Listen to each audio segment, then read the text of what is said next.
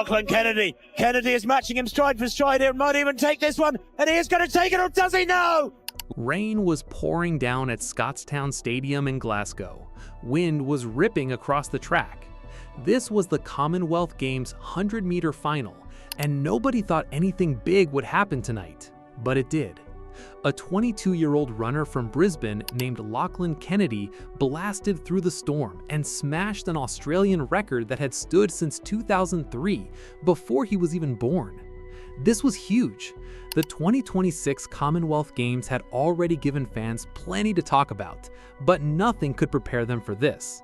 The track was a mess. Rain was falling hard, puddles sat in the lanes, and a headwind was pushing right against the runners. Fast times need dry ground and calm air. Tonight had neither. Still, 8 of the best sprinters in the Commonwealth stepped up anyway, cold and soaked, knowing this race meant everything. Kennedy was one of them. All season he had chased one goal: run 100 meters in under 10 seconds, the legal way. Nobody thought tonight, in this weather, would be the night. Kennedy had already shown his hand earlier that night. In his semifinal, he ran 9.94 seconds. Every other finalist took notice. He had beaten 10 seconds once already, and the biggest race was still ahead. Fellow Aussie Eddie Nketiah also had a big night, running a personal best 10.03 to sneak into the final. 3 Australians in total lined up across the 2 finals. When the gun fired, Cameroon's Emmanuel Esseme shot out first. His start is famous, and it put him ahead before anyone else found their stride. Esseme is 32 and only started sprinting 8 years ago, but he pushed hard through the rain and would not slow down. Kennedy chased from outside and built speed through the middle of the race, just like he always does. By 60 meters, 3 men were fighting for the podium. Esseme led. Kennedy surged. Nigeria's Kainsola Ajayi refused to fall back. The crowd watched as all 3 runners hit the last 20 meters almost side by side, water spraying with every step. Kennedy threw his chest forward at the line, giving everything he had. It wasn't enough to catch Esseme, who won in a stunning 9.83 seconds, but it was enough to hold off Ajayi and grab silver. For a second, nobody was sure who had won it. Then the scoreboard lit up and the Australian fans went wild. The numbers were incredible. Esseme's 9.83 smashed a Commonwealth Games record that had stood for 28 years, set by Ado Bolden back in 1998. Kennedy's 9.85 made him the second fastest man in Commonwealth Games history on a wet track into the wind. Ajayi took bronze in 9.90. South Africa's Gift Leotola just missed the podium, finishing 4th in 9.91. 4 men under 10 seconds, in pouring rain.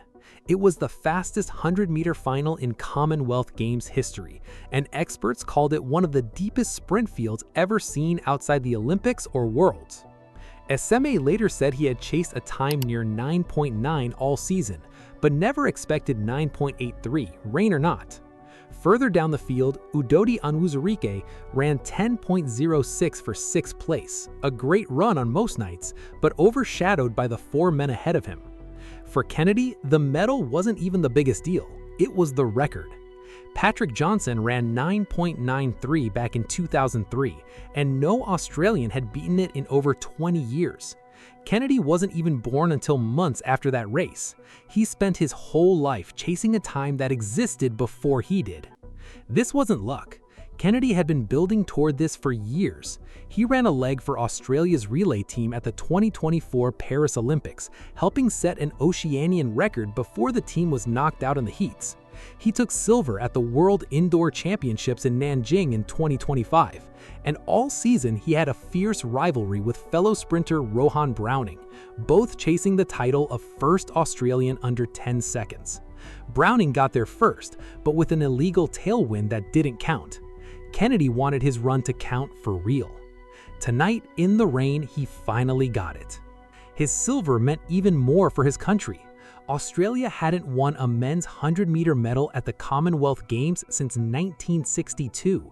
That's 64 years without a podium finish. Kennedy ended that drought in the worst conditions possible, on a night that should have slowed everyone down, but somehow made everyone faster. Kennedy wasn't the only Australian making history that night.